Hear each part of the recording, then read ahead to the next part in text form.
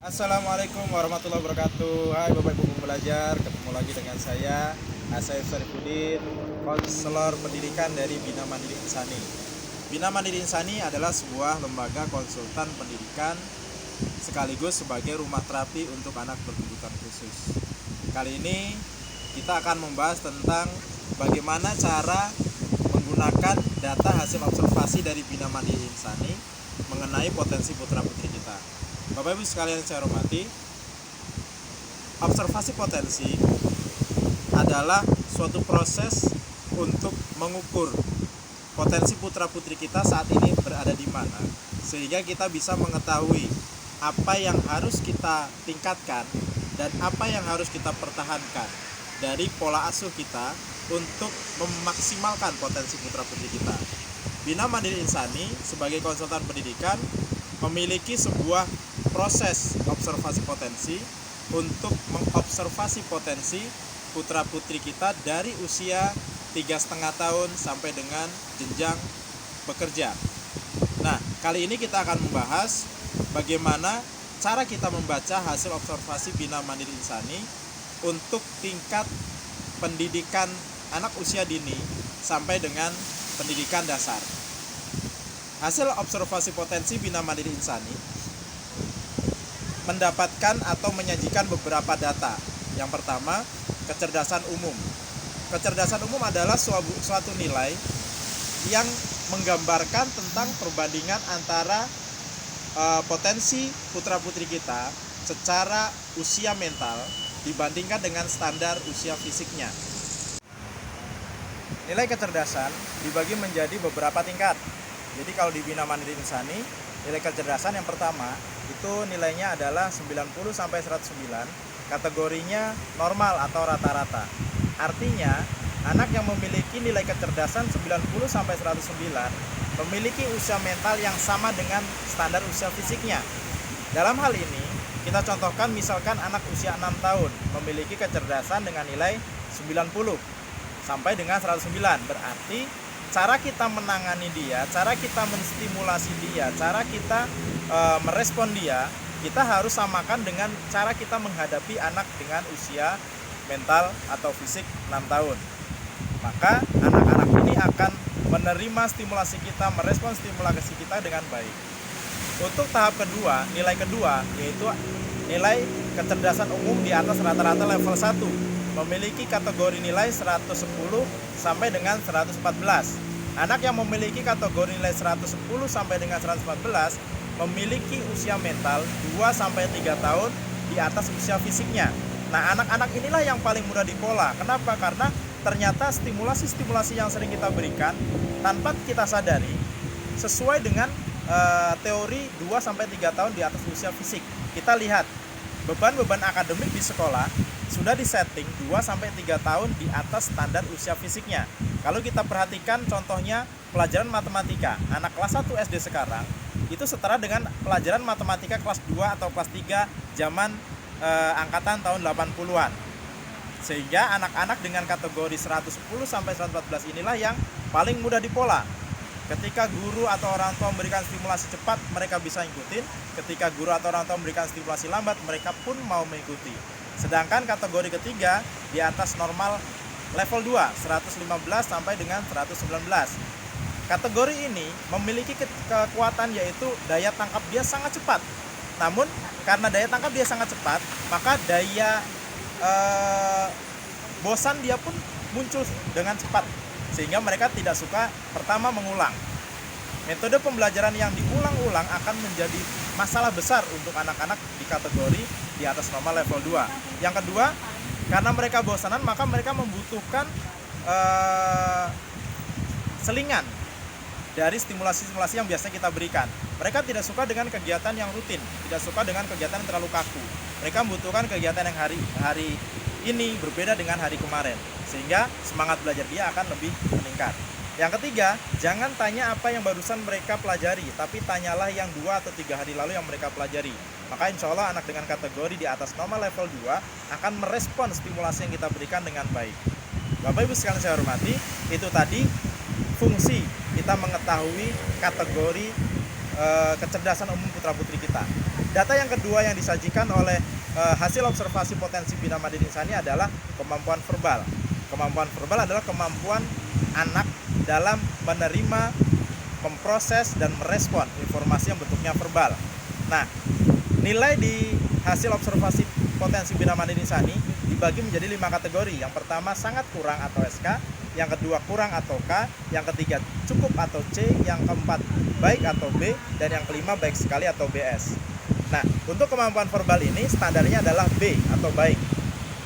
Ketika nilai verbal anak kita dalam kategori C atau K atau SK, berarti kemampuan dia dalam menerima, memproses, dan merespon informasi verbal masih dalam kategori rendah. Dampaknya adalah mereka akan sering miskomunikasi. Mereka kesulitan dalam memahami bahasa-bahasa kompleks dan mereka akan sering mengartikan kalimat-kalimat bacaan-bacaan yang mereka baca dengan salah. Bahkan banyak sekali anak yang verbal rendah, mereka kurang bisa memahami maksud bacaan yang mereka baca. Nah, verbal ini dibentuk dari peran aktif ibu. Ketika ibu berperan aktif dalam berkomunikasi dengan anak, jaga interaksi dengan anak minimal 15 menit setiap hari secara ketemu fisik, lalu ada komunikasi dua arah dalam bentuk diskusi, tanya jawab, adu argumen, maka verbal anak akan berkembang. Namun ketika ibunya kurang berkomunikasi, lebih banyak komunikasi satu arah bentuk perintah dan larangan, maka verbal anak akan bermasalah. Yang kedua, saraf, kualitas saraf. Anak-anak kita yang di bawah 10 tahun lebih fokus dalam pembentukan sarafnya. Oleh karena itu asupan gizinya pun harus yang berhubungan dengan pertumbuhan saraf. Jadi kita fokuskan kepada protein-protein seperti omega 3, ginkgo biloba, AA, DHA. Bukan kita fokus ke karbohidrat. Nah, ini untuk meningkatkan kualitas saraf anak kita agar verbal anak kita meningkat. Lalu data yang ketiga adalah numerikal. Numerikal berhubungan dengan 4 data lainnya. Jadi kita langsung bahas 5 poin. Yang pertama numerikal, kecepatan, ketelitian, sistematika, dan keuletan. Nilai standarnya adalah C atau cukup. Apabila salah satu dari 5 poin itu nilainya ada yang K, dan yang K itu terganggu, maka akan berakibat kepada pertama, anak susah untuk memperkirakan sesuatu. Anak mudah menyerah. Anak susah untuk move on ketika dia menghadapi masalah. Nah, oleh karena itu kita harus jaga. Ketika ada yang kurang, kita harus jaga agar yang kurang tadi tidak terganggu. Tapi lebih baik lagi, kita berusaha untuk meningkatkan nilai yang kurang tadi. Apa penyebabnya? 5 poin ini ada yang kurang. Penyebab yang pertama adalah pola orang tua yang overprotect. Orang tua yang terlalu sayang dengan anak mengakibatkan orang tua terlalu khawatir dalam menangani anak-anaknya, sehingga dia lebih sering melarang, dia lebih sering mengatur, dia lebih sering memberikan aturan-aturan yang terlalu tegas. Anak merasa tidak leluasa dan anak kurang diberikan kesempatan untuk mencoba. Anak kurang diberikan kesempatan untuk menghadapi masalah. Dampaknya anak tidak siap untuk menghadapi masalah. Oleh karena itu, agar numerikal, kecepatan, ketelitian, sistematika, dan keuletan berkembang, orang tua harus menghindari pola overprotect dengan konsep ikhtiar tawakal. Ikhtiar adalah bagaimana kita berusaha dengan maksimal untuk menghilangkan atau meminimalkan potensi-potensi hambatan atau bahaya yang akan dialami anak kita. Setelah kita berikhtiar, maka hasilnya kita tawakalkan kepada Allah Subhanahu wa taala. Apapun yang terjadi setelah kita berikhtiar untuk meminimalkan, menghilangkan potensi bahaya, itu adalah ketetapan Allah. Ketika kita sudah yakin dengan dua konsep ini, maka pola overprotect dan diktator akan dengan sendirinya menghilang. Poin yang kedua adalah pola orang tua yang tidak kompak. Contohnya ibunya melarang, ayahnya mengizinkan. Atau ketika bapak ibunya melarang, neneknya mengizinkan, atau sebaliknya. Maka konsep pola yang kurang kompak ini akan menyebabkan anak bingung dalam menentukan apakah ini sebenarnya boleh atau tidak, sehingga dia tidak membentuk pola yang kuat dalam normalnya. Oleh karena itu, peran ayah, ibu, kakek, nenek, atau siapapun orang dewasa di rumah usahakan selalu satu suara dalam melakukan perlakuan pada putra-putrinya. Bagaimana caranya? Caranya adalah dengan orang yang kedua atau yang selanjutnya ketika bertemu dengan anak harus memastikan dulu kepada orang pertama yang berinteraksi dengan anak, apakah anak ini sudah melakukan meminta suatu hal atau belum. Ketika orang pertama sudah melakukan pola yang dengan metode A, maka orang kedua dan ketiga harus mengikuti pola yang sama. Itu cara kita untuk menyamakan suara agar konsep yang kita terapkan pada anak kita bisa terbentuk atau bisa membentuk konsep diri yang lebih kuat pada putra-putri kita. Lalu yang ketiga, orang tua yang mudah kalah dengan tantrumnya anak. Banyak sekali Bapak Ibu sekalian, orang tua yang ketika tadinya melarang anak melakukan satu hal karena anaknya tantrum, nangis, ngamuk, marah, dan lain-lain, orang tua ini nggak tega kalah dengan tantrumnya anak sehingga dia merubah keputusan yang tidak boleh menjadi boleh. Ini juga akan menyebabkan numerikal, kecepatan, ketelitian, sistematika, dan kelolatan anak menjadi bermasalah. Oleh karena itu, ketika anak kita tantrum, kita harus menangani dengan yang pertama, pastikan dulu aturannya. Kita kasih aturan main, misalkan pokoknya kalau kakak masih marah, masih ngamuk, masih nangis, ayah nggak akan ngomong dengan kakak. Kalau kakak sudah ngomong baik, baru ayah akan jawab pertanyaan kakak. Misalkan seperti itu. Setelah kita berikan aturan tegas, yang kedua, abaikan. Yang penting anak kita dalam kondisi aman. Abaikan, biarkan dia nangis, biarkan dia marah, biarkan dia ngamuk. Nanti ketika dia sudah capek, dia akan diam. Setelah diam, baru yang ketiga, bahas apa yang terjadi tadi. Berikan cara berpikir yang mudah. Tunjukkan sebab akibatnya. Tunjukkan kemungkinan-kemungkinan yang terjadi ketika kita memberikan stimulasi tertentu. Maka insya Allah ini akan lebih efektif daripada kita mencoba merayu dia, mencoba mengalihkan perhatian dia, mencoba untuk menasihati dia ketika mereka sedang tantrum. Ini cara kita untuk menghindari atau melakukan atau menangani tantrum. Lalu ketika tantrumnya membahayakan, kita boleh memeluk anak kita boleh memegang anak kita. Setelah selesai tantrumnya, baru kita perlakukan dia, kita ajak diskusi dia dengan baik. Syukur-syukur bapak yang mengajak diskusi, bapak yang berikan nasihat, setelah itu ibu yang menguatkan. Nah, 3 poin ini tadi, yang pertama adalah pola overprotect yang dihilangkan, dihindari. Yang kedua, kompak satu suara. Dan yang ketiga, abaikan tantrum. Insya Allah dengan memperbaiki 3 pola ini, maka numerikal, kecepatan, ketelitian, sistematika, dan kelolatan anak akan berkembang dengan baik. Baik Bapak Ibu sekalian, itu poin yang ketiga tentang numerikal. Sekarang poin yang keempat tentang logika. Logika adalah kemampuan anak untuk berpikir sebab akibat. Di sini juga termasuk kemampuan anak dalam berpikir normatif, benar, salah, baik, buruk, boleh, tidak. Logika akan sangat mempengaruhi cara anak untuk melihat suatu stimulasi atau suatu peristiwa. Ketika logika anak kuat, maka dia akan mudah sekali membedakan mana kegiatan yang boleh, mana kegiatan yang tidak boleh, mana kegiatan yang baik, mana kegiatan yang buruk. Sehingga dia tidak mudah lagi terpengaruh hal negatif. Ketika logika anak kita rendah, maka dia akan mudah terpengaruh hal negatif, susah sekali menerima nasihat, dan mudah terprovokasi, bahkan menjadi provokator. Nah, logika nilainya sama dengan verbal tadi, yaitu standarnya adalah B atau baik. Logika ini lebih dibentuk dari pola komunikasi ayah dengan anak. Maka dari itu, untuk meningkatkan logika anak kita, untuk membentuk logika yang sehat pada anak kita, yang pertama adalah jaga interaksi aktif, interaksi yang nyaman antara ayah dengan anak.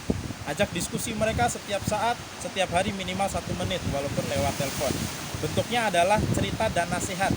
Hindari pertanyaan-pertanyaan, karena anak kita ternyata tidak suka ditanya oleh ayahnya, tapi lebih suka dinasihatin dan diberikan cerita. Yang ketiga, tegaskan alur pikir yang masih bermasalah. Kita ajak diskusi dia untuk membentuk sebuah alur pikir yang positif. Jadi jangan paksakan alur pikir kita sebelum anak kita menerima dengan logikanya. Insya Allah dengan menjaga komunikasi intensif dan menyenangkan, memberikan nasihat dengan baik, dan meluruskan logika-logika yang negatif, itu akan bisa menguatkan logika anak kita sehingga anak kita tidak mudah terpengaruh hal negatif di luar, menjadi orang yang memiliki norma yang kuat dan bisa membedakan mana yang baik, mana yang buruk dengan mudah. Tadi kemampuan logika. Maka peran penting dari ayah adalah pembentukan logika. Nah, karena tadi peran penting ayah pembentukan logika dan peran penting ibu sebagai pembentukan verbal, maka kita bisa simpulkan bahwa peran ayah adalah menjaga kenyamanan anak untuk berinteraksi dengan ayahnya, lalu memberikan nasihat-nasihat, cara-cara berpikir yang positif pada anaknya. Sedangkan peran ibu yaitu yang pertama adalah memberikan penegasan tentang nasihat-nasihat yang diberikan oleh ayahnya. Jadi ayah dulu menasihati, baru ibu menegaskan nasihat ayahnya, mengingatkan nasihat ayahnya, dan menghukum ketika anak melanggar nasihat ayahnya. Insya Allah ketika kerjasama antara ayah dan ibu itu berjalan dengan baik, maka peran ini akan memaksimalkan potensi verbal dan logika anak-anak kita. Yang keempat, adalah yang pertama tadi kecerdasan umum, yang kedua verbal, yang ketiga numerikal dan teman-temannya, yang keempat itu adalah logika, yang kelima sekarang. Yang kelima adalah daya ingat. Daya ingat adalah kemampuan anak untuk menerima, menyimpan, dan mengutarakan kembali informasi yang dibutuhkan.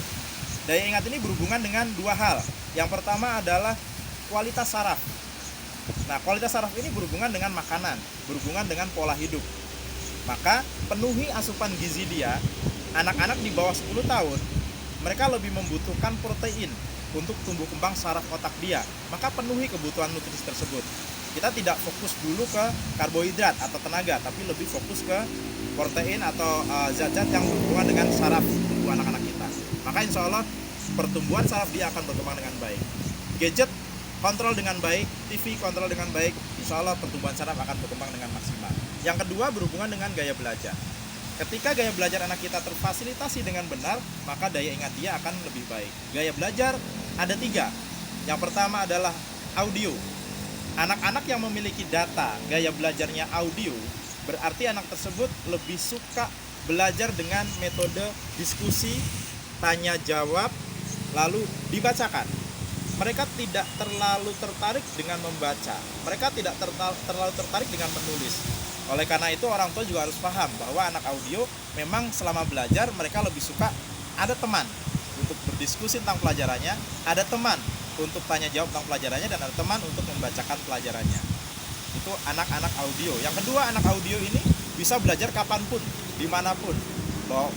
Mau bangun tidur, mau akan tidur, siang hari, malam hari, sore hari, mereka siap untuk belajar. Asal poin yang pertama tadi terpenuhi, ada teman untuk diskusi, tanya jawab, dan membaca. Yang ketiga, anak audio ini sangat peka dengan suara. Maka hati-hati dengan suara-suara negatif yang ada di sekitar dia. Ketika ada suara negatif yang dia dengar di sekitar dia, maka kita harus luruskan. Kita harus pastikan penilaian atau pengertian anak tersebut dari kata-kata tadi. Ketika memang kata-kata tadi sudah difahami anak kita itu tidak baik, maka kita tegaskan. Namun ketika anak kita belum paham kata-kata itu seperti apa, kita harus kuatkan. Itu anak-anak auditori. Nah, karena anak auditori ini memang fokusnya dengan telinga, maka kita juga tidak boleh salah paham. Banyak orang tua dan guru salah mengartikan. Anak audio dikatakan kurang fokus karena selama belajar mereka tidak melihat ke depan. Padahal anak audio fokusnya bukan mata tapi telinga. Maka untuk memastikan anak audio fokus dengan cara bertanya ke dia. Ketika kita bertanya ke dia, dia masih bisa menjawab dengan benar pertanyaan kita. Walaupun dia tidak fokus ke depan, tidak melihat ke depan selama belajar, berarti dia sudah fokus belajar. Itulah audio. Yang kedua, kinestetik. Anak kinestetik adalah anak yang ketika belajar membutuhkan gerak. Jadi tubuh dia bergerak agar otak dia bekerja. Makanya anak kinestetik ini belajarnya sambil gerakin tangan, sambil gerakin kaki, bondar-mandir, dan lain-lain. Nah, kinestetik ini syarat belajarnya adalah tadi yang pertama adalah tubuhnya bergerak. Maka berikan area gerak yang leluasa untuk dia. Karena dia membutuhkan area gerak yang leluasa, maka ketika belajar di kelas pun dia lebih suka duduk di paling belakang. Dia tidak suka duduk di depan. Kenapa? Karena ketika di depan dia kurang bisa maksimal dalam menggerakkan tubuh dia sehingga konsentrasi dia terganggu. Di rumah pun sama, dia tidak suka belajar di meja belajar. Dia lebih suka di dapur, dia lebih suka di depan TV, dia lebih suka di halaman. Karena dia lebih leluasa untuk bergerak. Yang kedua, kontrol geraknya. Kita arahkan pelan-pelan, gerakannya menjadi gerakan minimal yang tidak mengganggu orang lain. Secara bertahap, insya Allah nanti ketika kita sabar, kita membuat pola yang tepat, maka suatu saat dia hanya membutuhkan gerakan tangan seperti ini untuk otaknya bekerja dengan maksimal. Yang ketiga, kinestetik ini rata-rata atau pada umumnya jam aktif untuk belajarnya, jam maksimal untuk belajarnya adalah antara subuh sampai asar. Biasanya mereka kurang maksimal, kurang baik daya tangkapnya, kurang baik fokusnya ketika sudah melalui asar sampai malam. Maka metode belajarnya atau waktu belajarnya setting dari subuh sampai asar. Insya Allah anak-anak kinestetik akan lebih bekerja dengan baik. Yang keempat, pilihkan sekolah yang memiliki halaman terbuka, karena kinestetik membutuhkan ruang terbuka untuk bergerak. Bapak Ibu sekalian saya hormati, untuk gaya belajar yang ketiga, visual, ini sangat jarang di Indonesia. Kalaupun ada, anak visual ini sangat membutuhkan privasi. Jadi berikan area belajar dia yang tidak terganggu oleh orang lain. Berikan area belajar yang rapi, teratur, tidak banyak barang. Maka insya Allah anak-anak visual akan bekerja daya ingatnya dengan baik. Baik, inilah gaya belajar. Nah, untuk memahami gaya belajar lebih lanjut, karena pembahasan gaya belajar ini panjang dan sangat penting untuk proses pembelajaran anak kita, maka silakan simak video saya di tema tentang memaksimalkan daya ingat anak berdasarkan gaya belajarnya. Di situ akan dibahas lebih panjang lebar lagi tentang gaya belajar. Baik Bapak Ibu sekalian, poin yang kelima tadi adalah daya ingat. Poin yang keenam, spasial. Kemampuan spasial adalah kemampuan anak dalam beradaptasi dengan lingkungannya, dalam memahami lingkungannya. Maka anak-anak yang kurang mendapatkan stimulasi bersosialisasi di lingkungannya, kemampuan spasial biasanya akan rendah. Oleh karena itu, untuk meningkatkan spasial, maka berikan kesempatan mereka untuk bersosialisasi dengan lingkungannya. Dampingi mereka ketika mereka berkegiatan di luar. Stimulasi mereka untuk mau berkegiatan di luar, hindari potensi-potensi atau fasilitas-fasilitas yang menyebabkan mereka tidak mau bersosialisasi di luar, seperti TV, gadget di rumah. Ketika anak sudah dikasih fasilitas TV dan gadget di rumah, maka keinginan dia untuk main keluar akan menghilang. Nah, itu spasial. Yang terakhir adalah kemampuan motorik. Motorik itu ada dua, ada motorik kasar dan motorik halus. Motorik kasar digunakan anak untuk mengontrol gerak tubuh kasarnya, seperti ketika mereka lari, loncat, jalan. Ketika nilainya kurang, maka dia akan mudah nabrak, mudah jatuh, mudah kepleset. Sedangkan untuk motorik halus, digunakan anak untuk memegang sesuatu, untuk meraba sesuatu, dan untuk menulis. Maka yang paling terlihat ketika motorik halusnya rendah, anak akan sangat kesulitan dalam belajar menulis, sehingga mengakibatkan dia tidak tertarik untuk belajar membaca. Kenapa? Karena ketika dia menulis, bagian tangannya akan merasa kaku dan sakit. Nah, apa yang harus kita lakukan untuk memperbaiki kemampuan motorik anak? Yang pertama, penuhi kebutuhan saraf tadi dengan makanan-makanan yang mengandung zat-zat yang menstimulasi saraf. Yang kedua, berikan stimulasi untuk memperbaiki motorik, yaitu dengan bermain pasir, bermain air, bermain tanah. 1 hari minimal 1 jam. Insya Allah dengan memberikan permainan-permainan tersebut, maka motorik halus dan motorik kasar anak akan terstimulasi dengan baik. Ketika 10 poin di atas dari kecerdasan umum, verbal, sampai dengan motorik terfasilitasi dengan benar, maka 6 poin di bawahnya, stabilitas emosi, motivasi, berprestasi, sampai dengan kemandirian akan berkembang dengan sendirinya. Baik, Bapak Ibu sekalian, itu tadi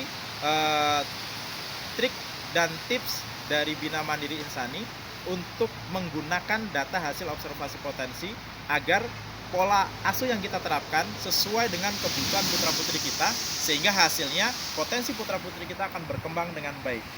Bila ada pertanyaan, silahkan isi di bawah di komentar di kolom komentar kami, atau boleh juga WA ke nomor WA kami, yaitu di 0899542055. Insya Allah nanti kita akan jawab, bisa berupa jawaban langsung dari WA, ataupun saya akan buatkan videonya untuk bisa disimak oleh kita bersama. Mungkin itu yang bisa kita sampaikan untuk tema hari ini, yaitu bagaimana menggunakan data hasil observasi potensi Bina Mandiri Insani. Apabila Bapak Ibu merasa informasi ini bermanfaat bagi Bapak Ibu, silahkan subscribe, klik loncengnya, lalu share ke teman-teman agar informasi ini bisa diterima oleh banyak orang lagi, sehingga banyak orang bisa mengambil manfaat dari informasi yang saya berikan ini. Mudah-mudahan bermanfaat. Mohon maaf apabila ada kekurangan. Bila taufik wal hidayah. Assalamualaikum warahmatullahi wabarakatuh.